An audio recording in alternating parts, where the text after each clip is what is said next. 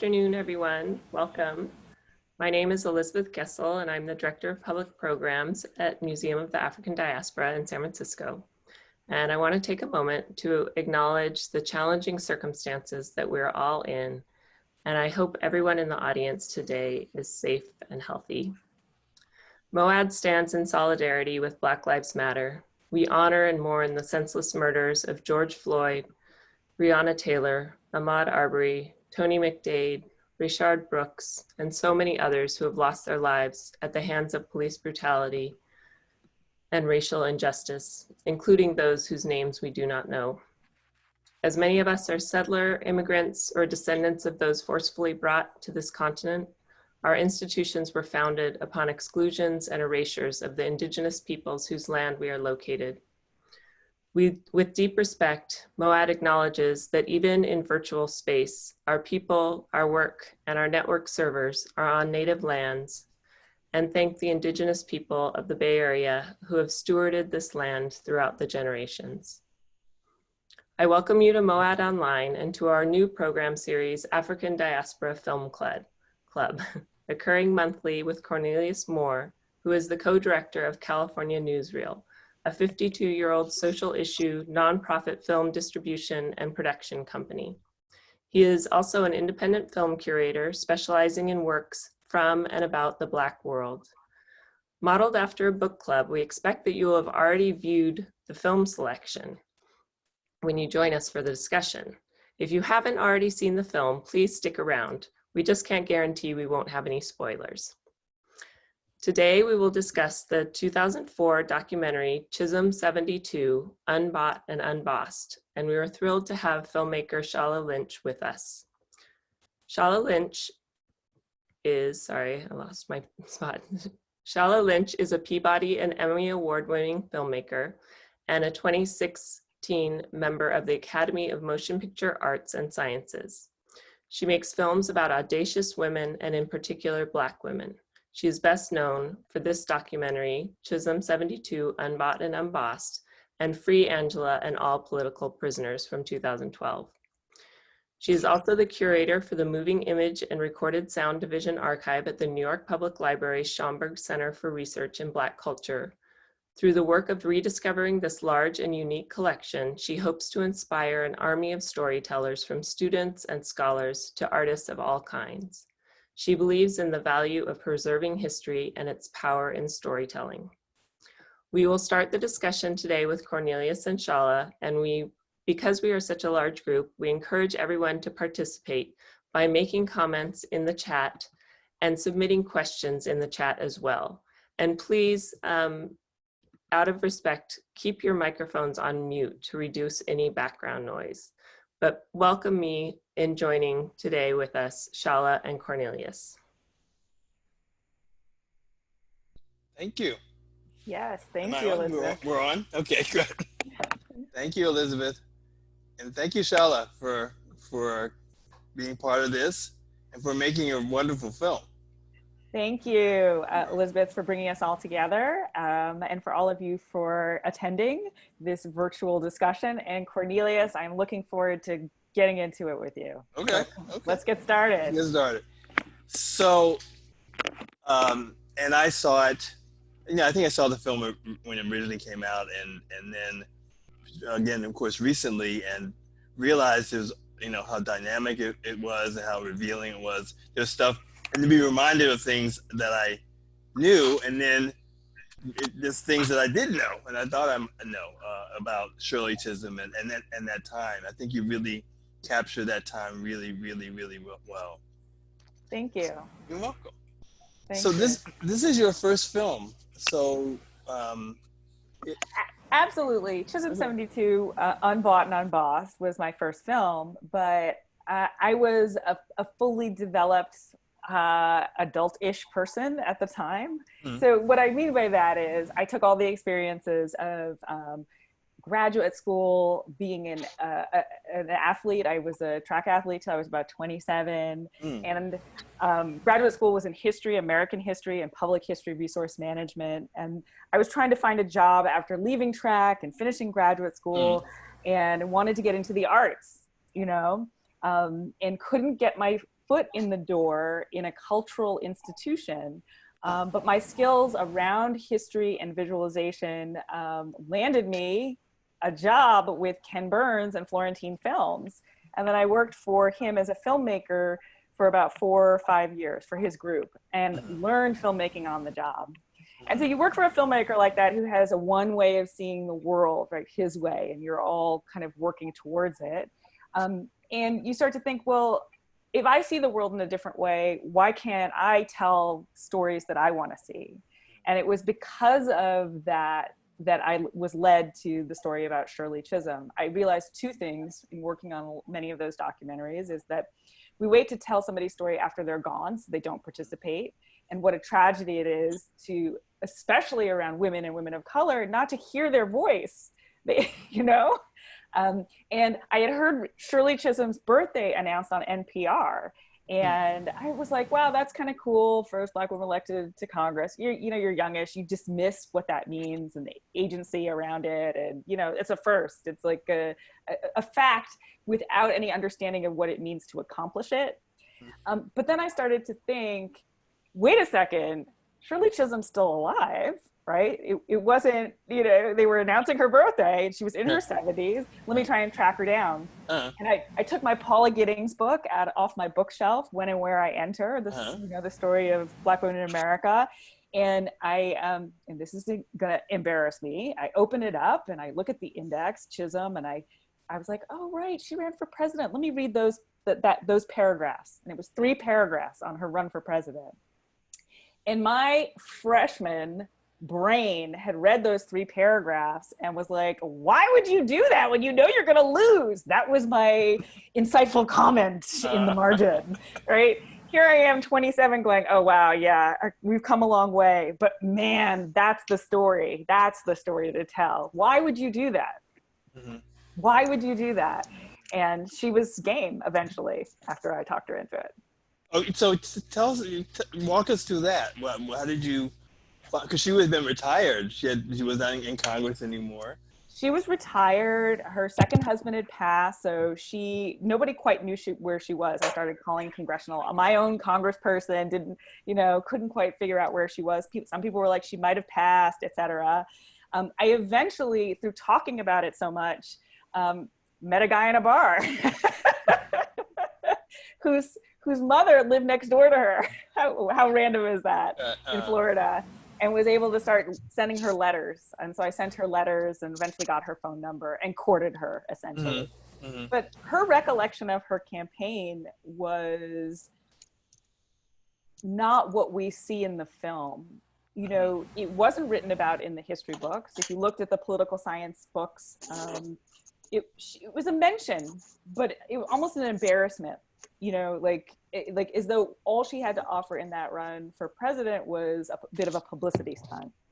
And so she was reluctant to revisit that. I mean, her running for president fractured her relationship with the women's movement, fractured her relationship with the Black political caucus. Most of the men did not support her and felt like she jumped her turn.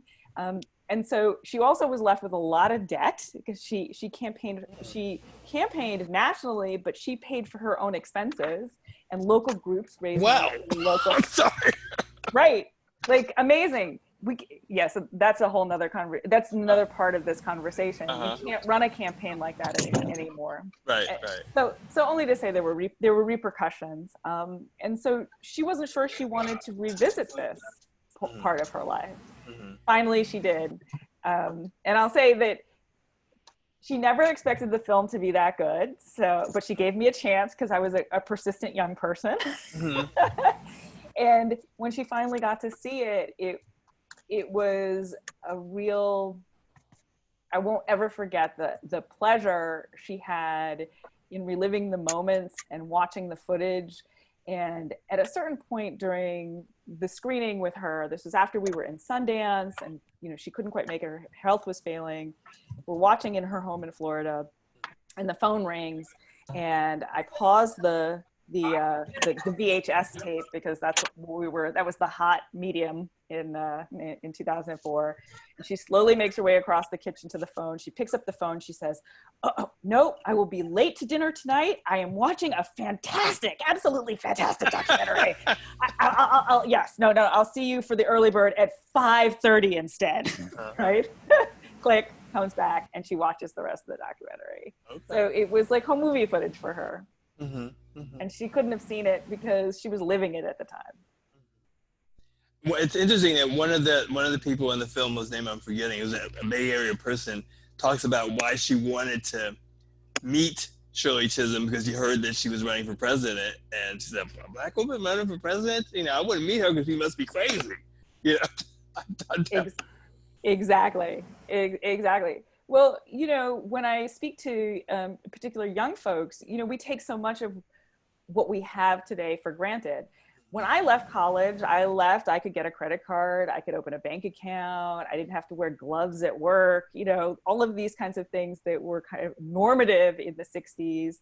And Shirley, in the early 70s, and Shirley Chisholm is running for president, saying, "I can be the leader of the free world. This face, this mind, this body." And it was not a shock for her that she was capable of doing it, but it was a shock for the media. It was a shock for some of the folks. It's like, "Not your turn, Shirley, it's not your turn." And I think what got obscured in a lot of that, and at least in the media coverage of the moment, is her political strategy was incredibly sound and savvy. This is not written about, right? So it comes out in the film that she had her strategy. Well, and also I love the way you handle the media and how they examine her. And you have Walter Cronkite talking about her entering the race, and she's throwing in her bonnet, as kind of just, kind of in a dismissive way, and also go, and talk to other people who are in the media. And what we get is that who was in the media, who were the spokespeople, who were the journalists, and it was all white men. Yeah, I mean, I actually could do an art piece on from the interviews the questions that she was asked during interviews with her run for president. It was usually like, "Why are you running? And who are you going to support when you are not the nominee?" Right. Not about the platform, not about the strategy, not about her relationships with other political groups. And this was like an exciting time. 72 was an exciting political moment. So let's, the voting age had changed from 21 to 18. So there were millions of new young voters, and nobody knew how they were going to react. That the civil rights movement had ushered in, this new, with legislation, and the Voting Rights Act had ushered in and made an opportunity available for Black people to be in Congress. There was the Black political, the Black Congressional Caucus. That was new since Reconstruction, not because people weren't capable, but because there was weren't Black people in Congress. Right. The system, what had systemically kept people out, was now being altered so to systemically bring people in, right? So this was, and women, there were, the Women's National Political Caucus. So people were thinking politically and as groups. And that's what was exciting about this time. It wasn't a corporate takeover of politics just yet, right? You could be a Shirley Chisholm, and on your savings as a school teacher and a state assembly person and a new Congress person, you could run for president. We can't do that now, right? You can't be unbought and unbossed. Even if you take her slogan, you can't. It's structurally impossible. So back to you and making this film, did you feel like you were having some similar challenges in getting people to support you in making this film, to raise money? Absolutely. Well, I was at a disadvantage as a first-time filmmaker, certainly. But the bigger question was similar to the questions that she was asked on the campaign, like, which is essentially who would support you. There was a question over who would be interested in this story, who's going to watch this film. And so the gatekeepers and the funders and all of that saw this film as a small film. And I would say that many of the academics that I spoke to would be like, oh, yeah, no, that's not right for me. You need to talk to a local Brooklyn historian. And I'm like, this is not a local story. Shirley Chisholm runs for president of the United States. This is a national story. This is a political story. And so getting buy-in to revisit and take her seriously as a political strategist took some doing. And then there's the sense that, you know, Shirley Chisholm, I have my glasses, right? The glasses and the school marm and, you know, et cetera. I think that perhaps we lacked some imagination over her intellect, but also her sense of humor. Mm. She's fun to be around, you know, and that she can be all of these things. And so I felt my job as a first-time filmmaker, and you know, when you make a film for the first time, you never know if you're going to have another opportunity. So I was going to go out guns blazing. You know, I wasn't going to make somebody else's version of her. And so even once the funds were raised, those would be battles that would happen in the editing room. I mean, I had one executive tell me, the whole opening of the film just doesn't work. I just need to lob it off and start with Walter Cronkite. So I thought to myself, I'm going to start a film about Shirley Chisholm and her run for president with Walter Cronkite, who says, a bonnet has been tossed into the presidential ring today. That's not my version of history.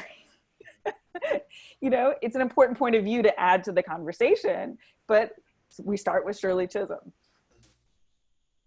I had the opportunity to see her speak once in Philadelphia, and she did the same thing in that speech that she did in the film, where she when she gives her speech, and then at one point she says a word and then she spells it out, and that's like a school teacher kind of thing coming out.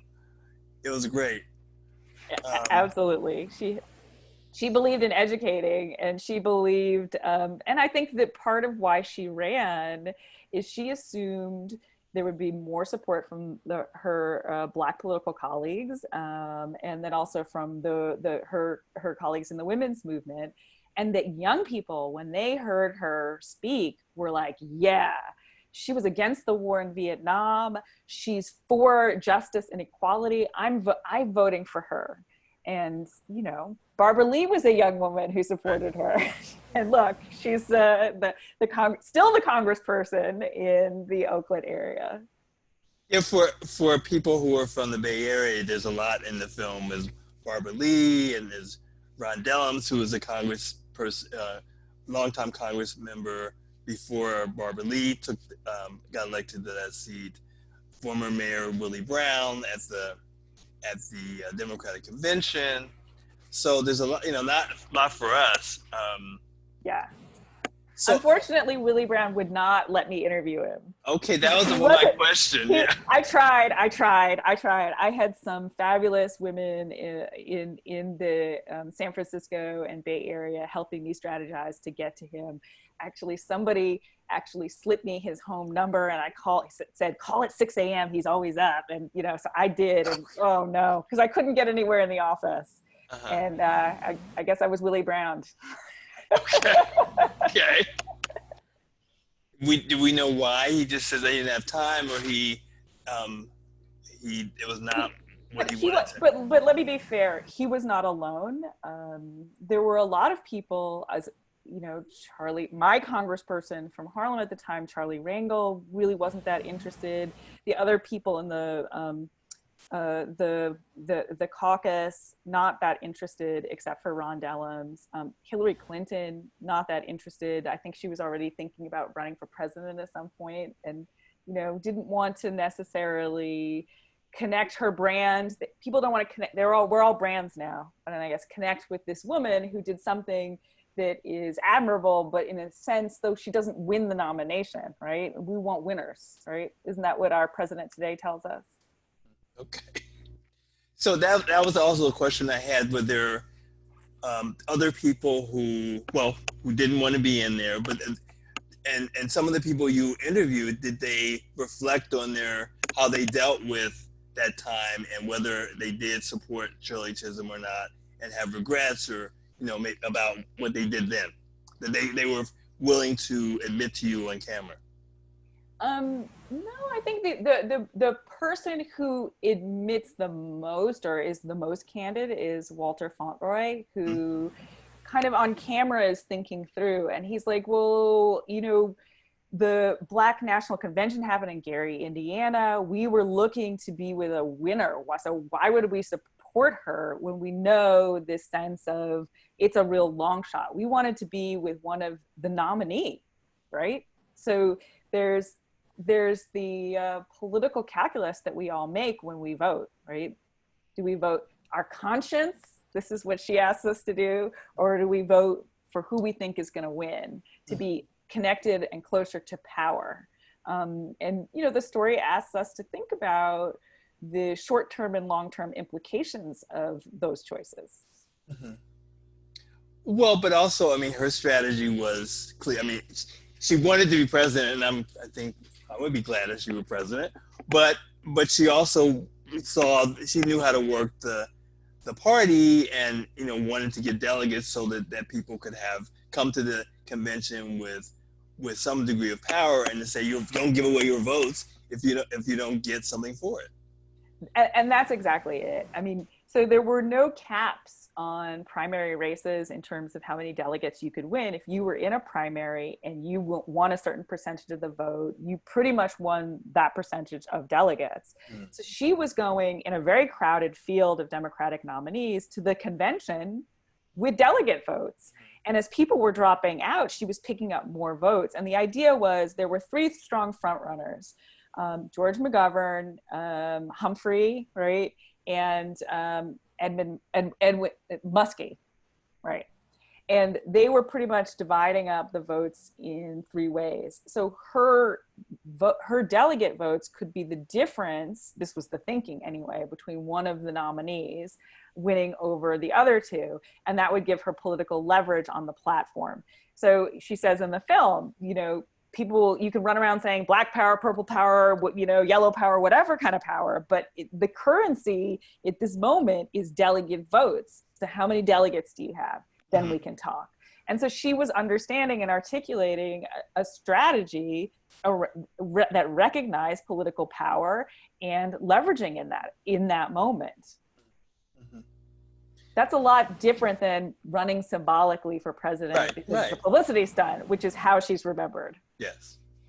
So did you try to talk to Gloria Steinem? Absolutely. Actually, Gloria had said yes to an interview. Her husband at the time was very ill and eventually passed. He was brain cancer. And so our timing was very bad on that. I would love to go back and interview Gloria about some of the choices. You know, there was a famous bit of footage that we were never able to find. It was on a television show in Chicago, but it was recounted in newspaper articles, which is how we found out about it.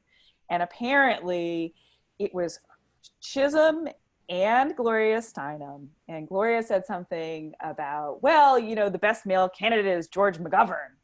And she's sitting there with Shirley Chisholm.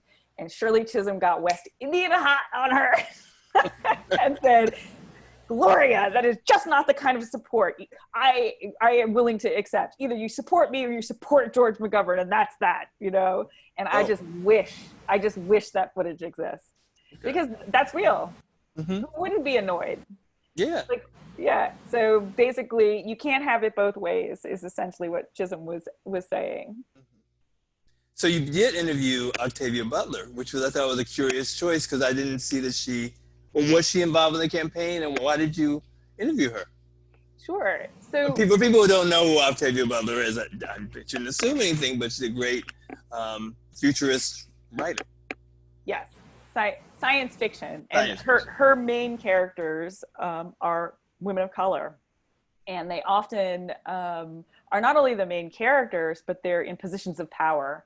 And she writes about, you know, particularly Parable of the Sower, which was one that I was kind of obsessed with at the time. And she writes about it without it being uplift. It's not stereotype. It's not, you know, political, you know, literature.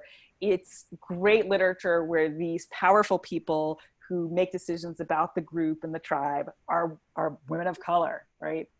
And her ability to see that so clearly was what was attractive to me, because all the footage was telling me in 1972, at least, that people couldn't imagine Chisholm really as in a position of power as president.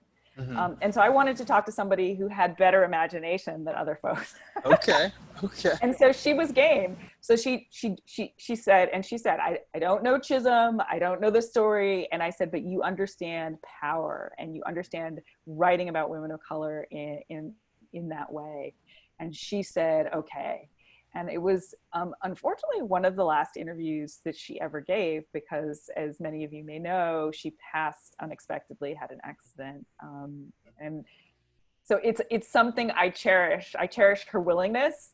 I certainly cherish her work. And she adds kind of a philosophical context to the film that is important, right? And because you were making the film, you had the perspective to think it along those lines of including somebody like Octavia Butler, and for the reasons that you state. Exactly. And, you know, I look at the film, and one of the other things about history is we don't often see very many people of color telling the stories, let alone the main character. And this film is full of women and women of color telling their story, you know, and putting it in context. You know, I think Paula Giddings' interview is really important too, because she connects what Shirley's doing to what's happening in literature and the opening up in the 70s. And I, you know, I don't think I knew at the time or understood how central Toni Morrison was to publishing Black voices, that she's single-handedly, all the books that I read in college, she helped publish in the 70s, from Angela Davis's autobiography to Toni Cable-Barr, I believe, you know, the whole list of books that she helped. The Black Book was another one, you know, to help America reimagine Black voices. It's you know, another Renaissance in a sense. So speaking of books, I tried to find Shirley Chisholm's Unbought and Unbossed, and it's so hard to find, which is so interesting. And I noticed that you were involved in one of the last editions, right? Came out a few years ago. How did that come about? That came about because a young man who worked in politics discovered Shirley Chisholm, and I think her portrait was going up in, you know, the halls of Congress, and he saw the film and he said, this book should be republished. And he went about figuring out how to do it, and did it, and asked me to write either a forward or afterward in the book. I can't quite remember, but absolutely those books need to be published again. And, you know, I always expected that the documentary work would inspire a scholarship for the quintessential biography, and Chisholm passed before that was possible. But I'm definitely revisiting that, because I'm sitting on a mountain of information around her and around this campaign that, of course, can't be contained in a documentary that's 77 minutes, right? So, you know, have to revisit that one for sure. Okay, well, so I hear that funders have discovered that Black Lives Matter, and they're maybe trying to give money to place for projects. So yeah, there we go. Well, to make sure that it's in written form, because the other thing that happens, and I complain to my friends in academia, is people will quote the film and Chisholm and not give any attribution. That is, in a sense, the film is original scholarship. It's not as though I was riffing off of somebody else's written word, right? Of course, Chisholm's word, yes, but she didn't tell the story in quite the same way. So that's, as an archivist of moving image and recorded sound, I think we have to have scholars seriously pay attention to audio and moving image and attribute it properly. Right, Cornelius, you're sitting in archives. Exactly. I you know, it was shown on TV and PBS when it originally, you know, came out in 2015, right? So I think it's the time to have a rebroadcast. That would be great. I can't wait to hear from folks about that. Right, you know, let's get it rebroadcast in prime time. Why not? Well, especially this time when Joe Biden, who is the presumptive Democratic Party nominee, And there's all these articles about who he's going to choose as the vice president, and that perhaps it would be a Black woman. That this is a time to certainly a time to do it. One would think I would rather have her running, but that's my political commentary. Yes. Anyway, yeah. Yes. Well, as we were discussing earlier, it is hard to be unbought and unbossed in this political environment because of the amount of fundraising. You're always at odds with what's morally right, what your conscience says, and what the voters need compared to what funders need. Mm-hmm, mm-hmm.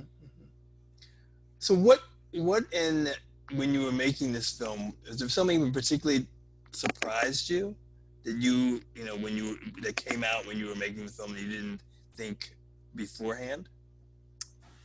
It really is her political strategy. I don't know if I love that she ran for president. I love that it was documented in the way that her run for Congress was not. So when she ran for Congress and became the first Black woman elected to Congress, the disbelief over her ability to win was such that there's no media. Mm-hmm. Nobody interviewed her. There was no news, there was no footage, none of that. It only happened after she won.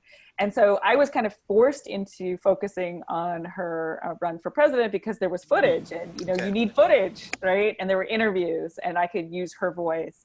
I'm losing my thread, Cornelius. Where were we going with this? Oh, about what you learned. Yeah, right. So her strategy, so what got lost was that she actually had a really sound political strategy, given that there were so many Democratic nominees, and going out and getting delegate votes and being patient, and letting the slow burn of her campaign happen so that support kept coming in, was really valuable. She went to the convention it was beating half the pack in these campaigns. All these, I think Mayor Lindsay of New York asked her to drop out in the New York primary so she wouldn't embarrass him. Okay. So she was in the mix. She was in the mix. And so it just wasn't only a publicity stunt. Mm-hmm. Well, I mean, I also love the image of her. She's always dressed, wearing a fur coat.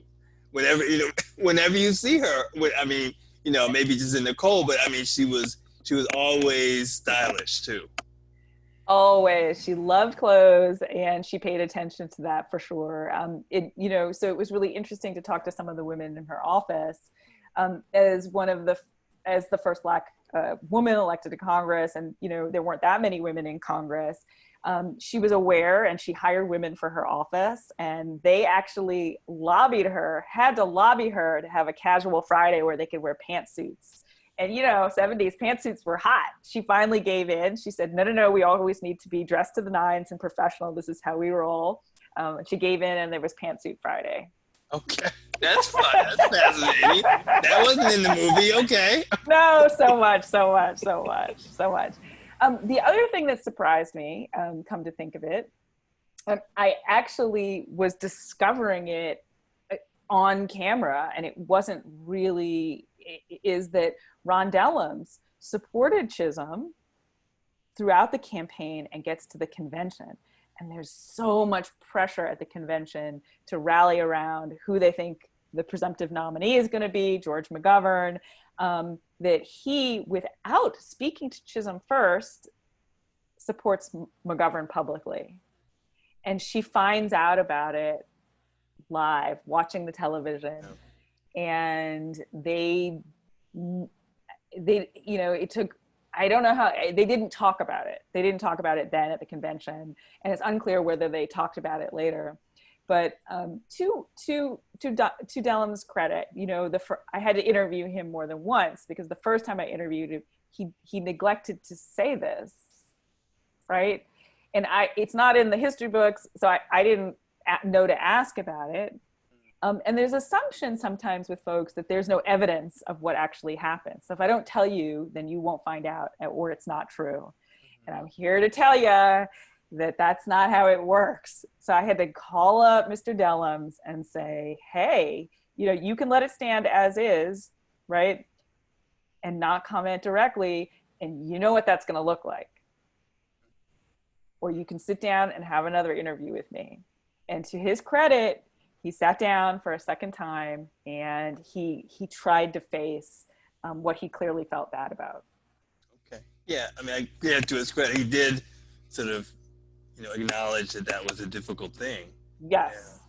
Yeah. Yes. But imagine the pressure he probably was under, right? And the thing is, Mrs. Chisholm understands politics. That's not something she would have necessarily held against him, I don't think. Obviously hurt, right?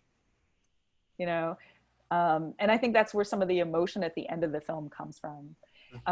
So I do have to shout out the filmmakers who, Chisholm as a former school teacher always loved young people. And so part of the footage that you see and the footage at the end was captured by a group of students who had just saw that Walter Cronkite story and decided that's the documentary I want to make. And it was a filmmaker, a young German at the time, Peter Lilienthal, who a well-known German filmmaker, makes all kinds of films. And of course, German archives are such a pleasure. They're like, oh, absolutely, here's a copy, we know where it is. And the American filmmakers, right? It was two young men who had just graduated from Harvard, Bob Denby and Tom Werner. And Tom Werner's name you might recognize because he's the production house behind, I think, Roseanne, The Cosby Show, Third Rock, all these shows from the 80s, right? And he got his start as a documentary filmmaker. Didn't have a copy of his film, though. Okay. Did not. I had to find it for him. Well, my team, of course. Probably because he's, going into another world, into TV and comedy and everything. That's another kind of level for him. He moved up. Yeah, but the point. But let me bring it back to Chisholm. Okay. That she was open enough to let these young people follow her around, and because of that, there was more intimate evidence of her thought process and her response in those moments, particularly at the convention. And so it's really, it becomes important in helping understand what's going on in her brain. So I'd read that Viola Davis has hopefully going to produce a narrative film on Shirley Chisholm. Have you heard anything about that? Have they approached you about it? So I've heard about several potential narratives, and at one point there was one production company I was in conversation with. I hope that a narrative can be, brought to light on Chisholm, and I do hope that whoever does it also consults with me or other folks who know her, so that she's not an inflexible cardboard character or caricature of herself. I think that, the wigs and the furs and whatever, it's really easy to get that wrong and for it not to be authentic, because she was also politically brilliantly minded, right? And so that needs to be part of it. Also, she had people who supported her and loved her. She wasn't alone, out in the world. In fact, one of the stories that I sometimes tell, I'm not sure I would be married if it weren't for Mrs. Chisholm. After interviewing her, we're in the car. It's been 2 long days, and I'm driving her back to her house, and we have a moment of silence, and she says, "Young lady," because that's what she called me, and I'm thinking, okay, this is going to be it, the words of wisdom. This is, etc. And she turns to me, and she says, "So, do you have anybody special in your life?" And I'm like, "What? Woman? I'm working on making this documentary and my career, and this is what I'm thinking." But she's a woman of a certain age, and also with West Indian heritage, is not what you say. So I politely said, no. She said, "Well, let me just say this, that men always have somebody in their life to help take care of them and nurture them and make sure they're whole." She said something along those lines. And I hadn't thought about that in that way. that we can have a public life, and that's important, but we also need to have a private life and to be sustained and nurtured. And so she was able to do what she did in public because she had close friends and her husbands who gave her that emotional support to be able to go out there and be unbought and unbossed. And I think that often gets left out of the narrative when it comes to women of color, as though we don't deserve it necessarily, or we, And so it was really important for me for her husband to be in the film, and he's there, although sometimes people overlook that. And I think it's important to recognize that it's easier to be unbought and unbossed, or to fight the good fight, if you have backup. So she didn't introduce you to her husband? No, she did not. Okay. I thought that was what he was saying. No. But it's like, I wasn't putting energy in that space. And so I decided, okay, I want to keep doing what I'm doing, but I also want to make sure that I have energy in this other space. Okay. Yeah. One of the questions that came in was about if Mrs. Chisholm had any advice for young or Black female politicians. I mean, I think she would be so excited about this moment in American history and Black political history, because there are so many young people getting involved again, and women of color. So I think that she would say, it's hard to speak. She loved sharing what she knew. And I think that she could, or would have potentially been, a wonderful strategist for women who are entering into politics. I know that she did that even for Jesse Jackson when he was running for president in the 80s. And so, yeah. But I don't know exactly what she would say, of course. She would be supportive. And she would ask folks to try and stay true to their selves and their constituents, even when it's difficult. And there's a lot of pressure from your party to conform, or there's a lot of pressure from the media, or et cetera. But sometimes you have to make unpopular decisions. Please, people can ask some questions, put it in the chat. But I have a question while we're waiting. Sure. Your other film that I know about, the Free Angela and All Political Prisoners, that in both the films you carved out a time period in their lives, both in Shirley Chisholm's lives in the 72 campaign, and in Angela Davis's life, the trial, largely. So is that kind of how you like to approach documentary films, or just tell us a little bit about that approach?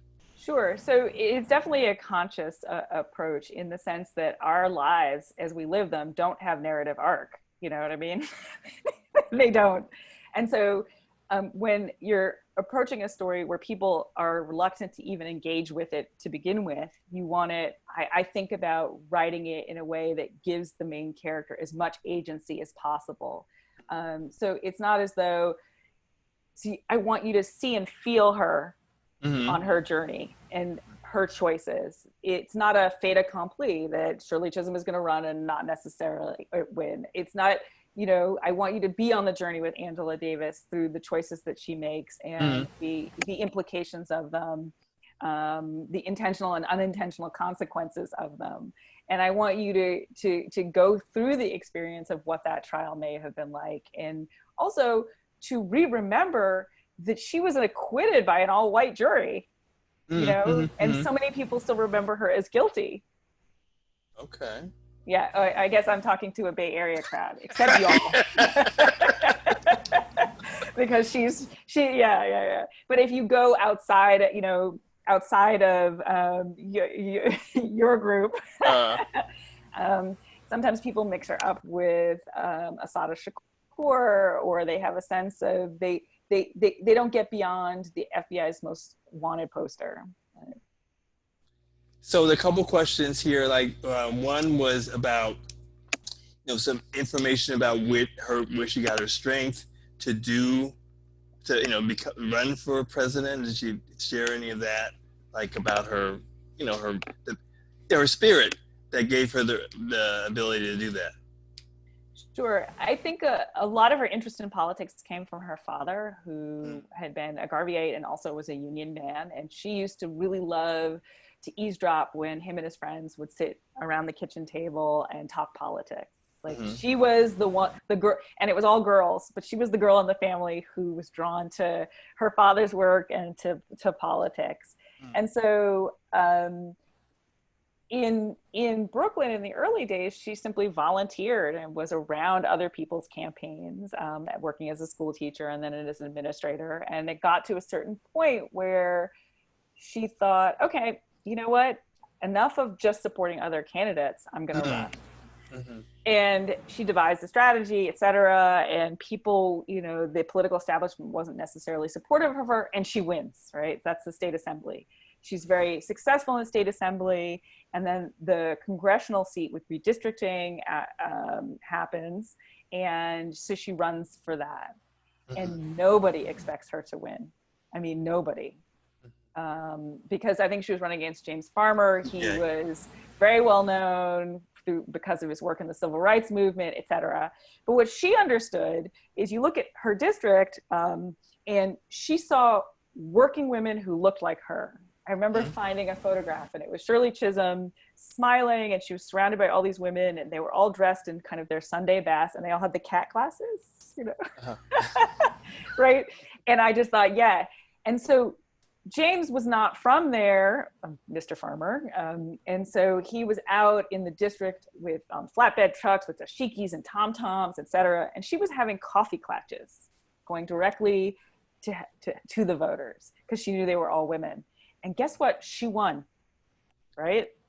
So then a few years later, the voting age changes. There's great political activity among Blacks and women, and everyone is trying to get into the game of politics.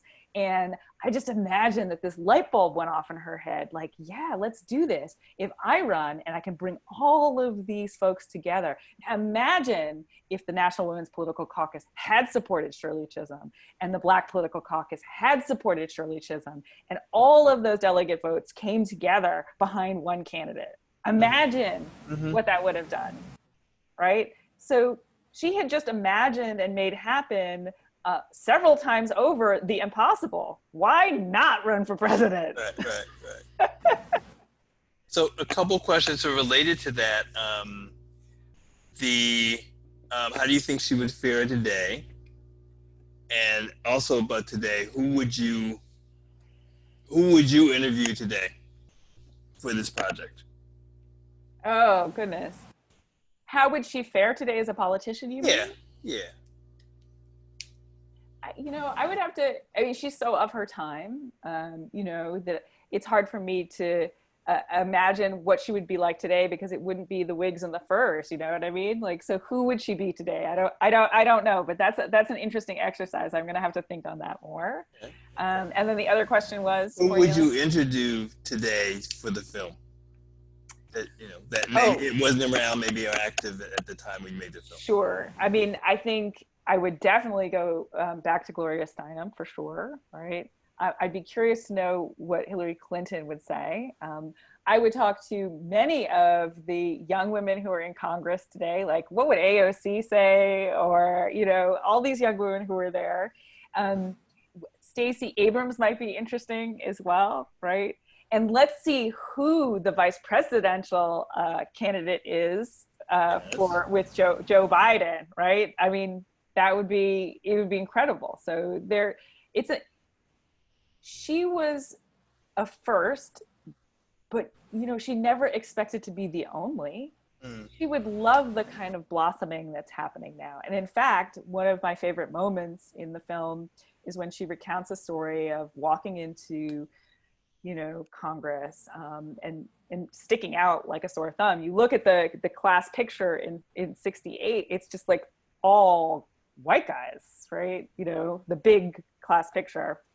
for Congress. And one of the Southern congressmen kept, would kind of bristle every time she walked by or whatever. And he would say 42.5, 42.5, 42.5, 42.5. That was their salary.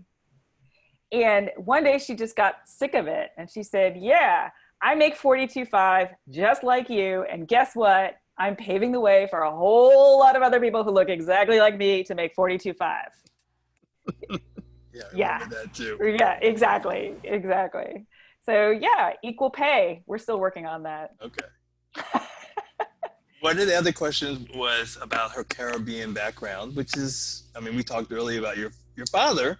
Yes. A very pioneering scholar. Your father, Shola Lynch from Trinidad, a scholar of Black Studies. So what about her Caribbean background and her drive and her success? Sure. She was from Barbados, and she was born in the U.S., but her parents were struggling early on and sent her and the girls to stay with their grandmother.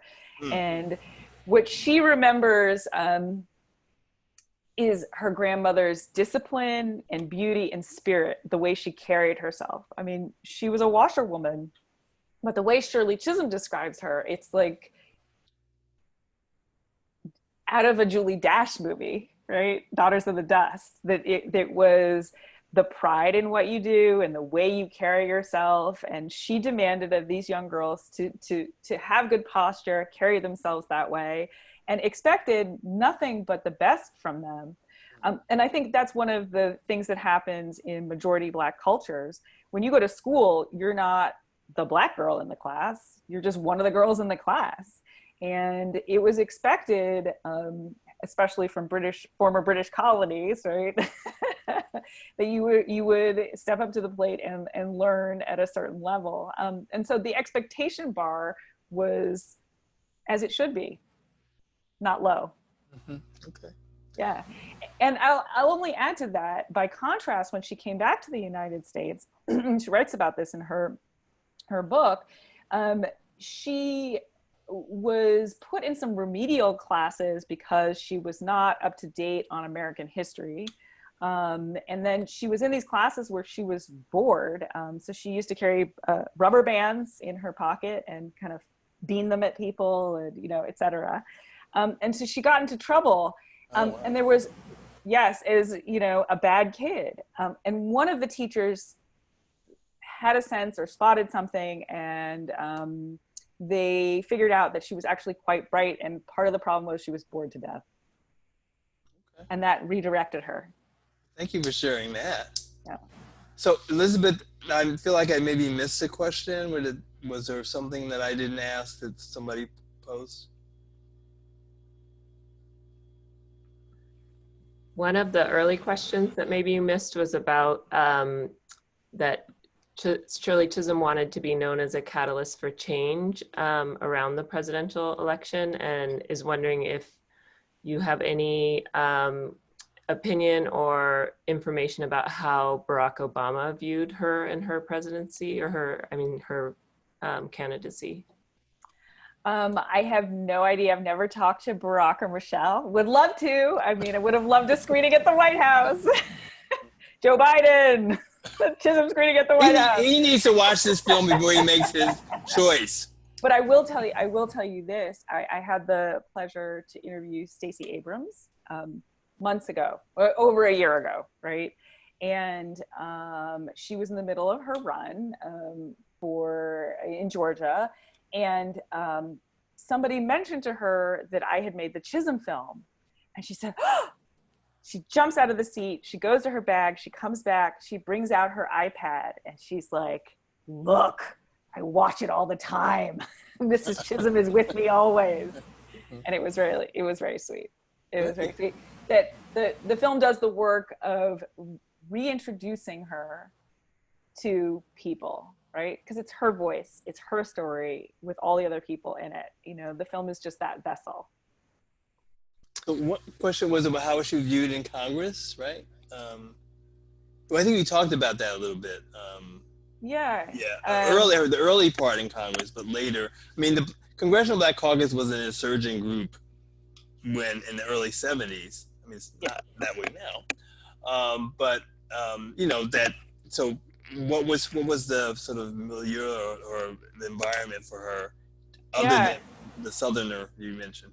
absolutely, absolutely. So, you know, I think that she operated on principle, and so what she would do is work with anybody who was on an issue, and try and galvanize consensus across the aisle often as well, especially for some of her education bills. And so she wasn't wedded to only my kind or only those kind or et cetera, that she really tried to work to build community and consensus. And one of the reasons she leaves in the 80s is it becomes harder to do that, much harder to do that. She was also married a second time, and her husband was upstate, and you know, but the politics of towing the party line was not really how she wanted to operate. And really, I'm not sure that's the best way for Congress to operate. And so the question that I want to ask, and other people want to know, is what you're working on now. Yes. So I've just in the throes of finishing up something for ESPN on Florence Griffith Joyner. Do you remember the sprinter from the 80s? We're having some legal issues with the estate, but she is still the world record holder in the 100 and 200, believe it or not, in track and field. And I feel like it's her time. It's time for us to revisit that and what she was able to accomplish, not only on the track, but off the track, as well as embrace and look at the controversy around women's sports and allegations of doping. Is this something I'm you've also been wanting working to do on for a a short while? piece for the Armory. Oh, sorry. I'm also working on a short art piece for the Armory, which is a New York City art institution, to celebrate the 100th anniversary of women's suffrage. I'm also tinkering with my first script, you know, always have a narrative up the sleeve, and several things in development on the documentary front. Last but not least, you know, the work at the Schomburg continues in terms of unearthing those collections, the moving image and recorded sound collections. I feel strongly, as I may have mentioned earlier, that scholars need to, especially if you're working in the 20th century, need to also spend time listening and watching. Well, it's great you're circling back because you're a runner yourself to make this film. Exactly. ESPN came to me and said, you know, what story would you like to tell? And I was a middle distance runner, so I ran the 800 and 1500. I had already done something on Mary Decker for them a number of years back. I was like, Flojo. I just had no idea how politically fraught this sports story would be. Yes, we're all brands now, right? Well, thank you. Someone also mentioned thank you for your work at the Schomburg, and I'm going to thank you for your work there too. It's really important. It's, you know, some people are religious. I am religious about archives. I mean, I feel like, you know, and Arturo Schomburg called it the vindicating evidences. He collected in a time when people didn't believe Black history existed. He wasn't going to argue with you about it. He was just going to drop the mic 10,000 times because his collection was that big, 10,000. It's now more than 11 million items that reflect Black culture. I say Black culture because it reflects from across the diaspora. So we have time for one more question, or are we done? Sure. Yeah, no, go ahead. If there's one more question you want. Somebody said they had could you read it? And is there a documentary out right now that you recommend? Oh my gosh. I think this is a golden age of documentaries. There's so many good ones, no matter what you're interested in, you know, dive in and watch. You know, and there's so many more avenues for documentaries to come out. I mean, when I made the Chisholm film, there was PBS or HBO. Now we have all of these streaming, and also in this moment of Black Lives Mattering again, the movement, right? It's an important time to re-educate ourselves, certainly, but documentaries can help you relive and give the sensory memory right? The visuals, the sounds of a moment, so they become part of your own legacy. Not so much just for you, but for the young people that are in your lives. I mean, when you watch something and you love it, pass it on, right? So I like to think, you know, I didn't know Shirley Chisholm, but I got to know her, and then we make the film so that anybody can get to know her. Angela Davis too, you know, we hear her speak, but we don't know how she became Angela Davis. The story is about her becoming.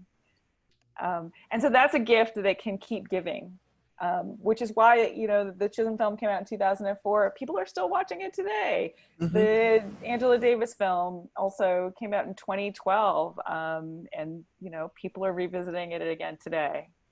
So. Thank you. Thank you so much, Shella. All right. Thank you, Cornelius. Thank you, Elizabeth. Thanks to all of you for coming out and giving an hour of your time to Mrs. C. Evie, I see you.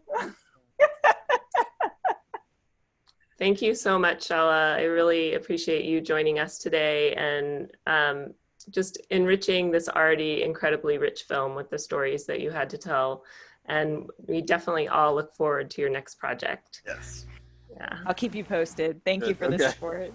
Thanks from me.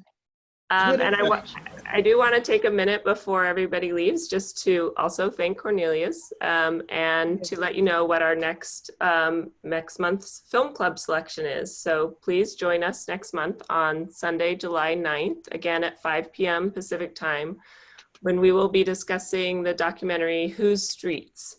This is a 2017 film about the killing of Michael Brown and the Ferguson Uprising. And we will be joined by Brittany Farrell, who is a civil rights activist from Ferguson, co-founder of Millennial Activists United, and one of the prominent participants in the film. And I also do want to let people know that we will gladly accept donations to the Museum of the African Diaspora.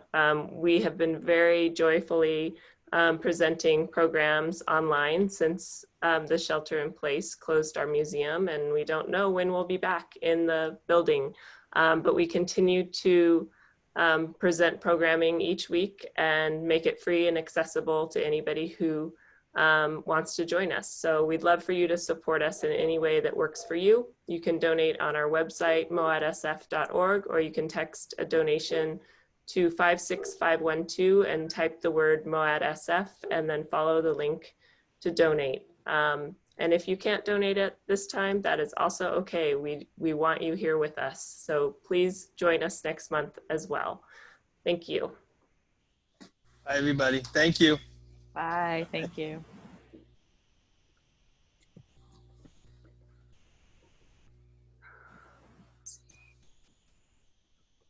Okay.